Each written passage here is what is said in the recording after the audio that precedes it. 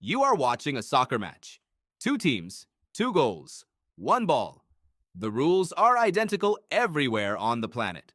Every player on that pitch learned the same offside rule, the same corner kick procedure, the same dimensions of the net.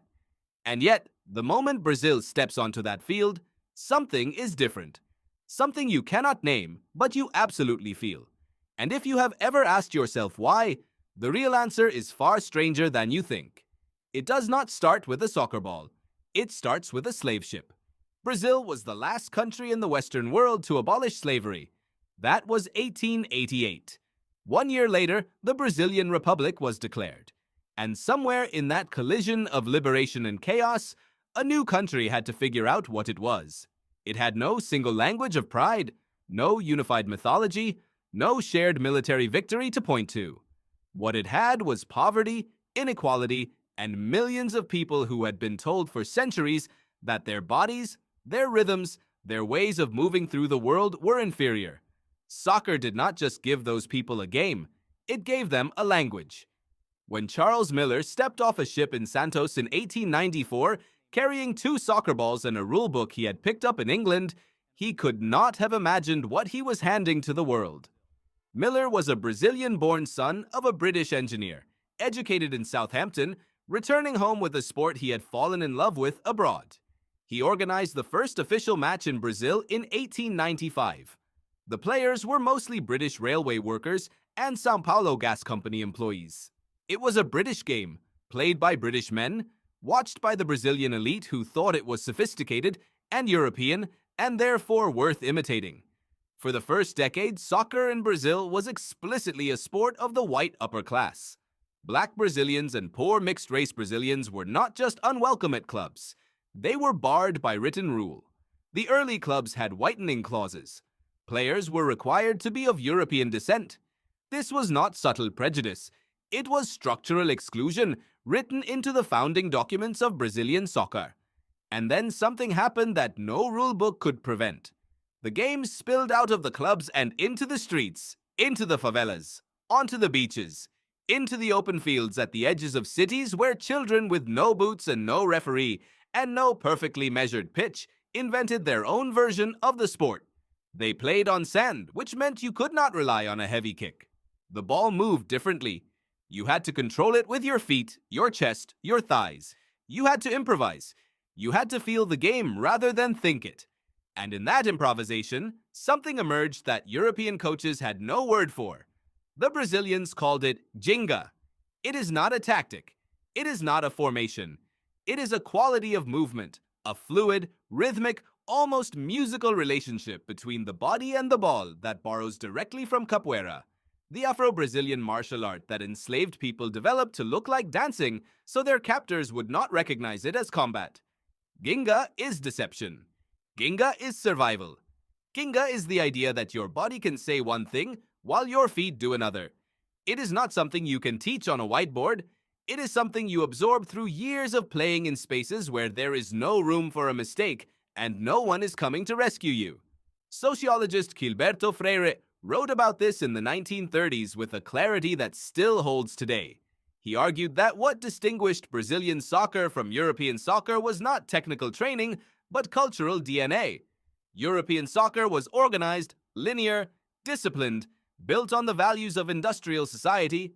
Brazilian soccer was spontaneous, circular, expressive, built on the values of a culture that had learned to survive and even flourish inside oppression by disguising creativity as chaos. Freire called it a mulatto style of play. He meant it as the highest possible compliment. But the road from the streets to the World Cup was not romantic. It was brutal. In 1921, Brazilian President Epitácio Pessoa ordered that no Afro-Brazilian players be selected for the national team traveling to the South American Championship in Argentina. He was afraid of what the world would think. He was afraid Brazil would be judged.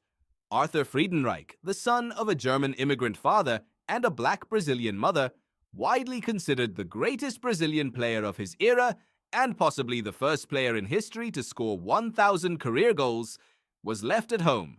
The national team lost. Friedenreich was not there to save them. This tension between the Brazil that wanted to look European and the Brazil that actually played like itself would define the next 3 decades of the country's soccer identity, and it would explode in 1938.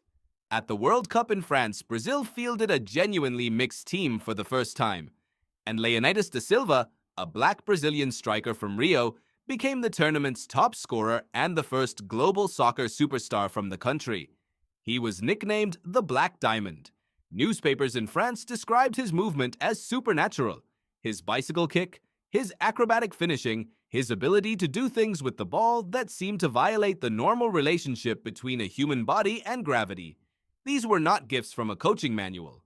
They were the product of a childhood spent playing barefoot on the streets of Rio, developing a physical intelligence that structured training could not replicate and could barely even describe.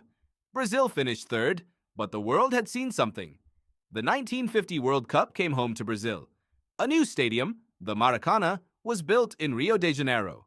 It held 200,000 people. The final match against Uruguay was expected to be a coronation. Brazil just needed a draw. The crowd was so certain of victory that the trophy was already engraved. The victory song had already been written. The jerseys the players would wear for the celebration had already been made. Uruguay won 2-1. The silence inside the Maracana that afternoon has been described by people who were there as the most terrifying sound they had ever heard. Not screaming, silence. An entire country going quiet at exactly the same moment. The goalkeeper Musa Barbosa was blamed. He was black. He spent the rest of his life carrying that weight. He was never allowed to coach the national team. He was barred from visiting the Maracana for years. When he died in 2000, he said the most severe prison sentence in Brazil was 30 years, but he had been condemned for 50. That defeat was called the maracanazo, and it did something strange to Brazilian soccer. It did not break it. It transformed it. The trauma created an obsession, not just with winning, but with playing so beautifully that winning became inevitable.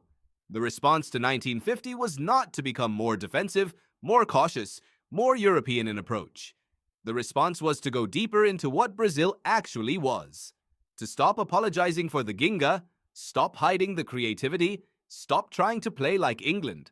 The response was to become more Brazilian. By 1958, it had worked. At the World Cup in Sweden, a 17-year-old named Edson Arantes do Nascimento, who you know as Pele, scored 6 goals and became the youngest player ever to win a World Cup. His teammate Garrincha, born with legs that curved inward in opposite directions, a physical condition that doctors said would prevent him from ever playing competitive sport, dribbled past entire defenses as if the other players were standing still. The team played a 4-2-4 formation that no European side had seen before. They won 4-2 in the final. Sweden, the host nation, gave them a standing ovation. Brazil had not just won the World Cup. They had answered a question that their entire history had been asking. The question was, can the people that colonialism tried to erase build something the world cannot ignore? The answer was in the score 4-2. They won it again in 1962. They won it again in 1970 in what is still widely considered the greatest soccer team ever assembled. Pele, Jairzinho, Tostão, Gaison, Rivellino. A team that scored 19 goals in 6 matches and conceded 7. A team that, according to journalist Brian Glanville, who covered every World Cup from 1954 to 2014, played soccer as if it were a form of jazz. Improvised, joyful, technically perfect, and emotionally overwhelming. They have won the World Cup 5 times. No other nation has won it more. And yet the question is not why they win. The question is why they play the way they play. Why a Brazilian midfielder does something with his hips before touching the ball that no textbook prescribes. Why a Brazilian winger cuts inside on an angle that seems wrong until suddenly it seems inevitable. Why Brazilian soccer at its best feels less like sport and more like a conversation between people who share a secret language? The answer lives in the streets of Santos, where Charles Miller's soccer balls first bounced on Brazilian soil and were immediately claimed by children who had no money for boots. It lives in the beaches of Rio, where the sand taught a generation that control mattered more than power. It lives in the capoeira circles, where a culture learned to make resistance look like dance.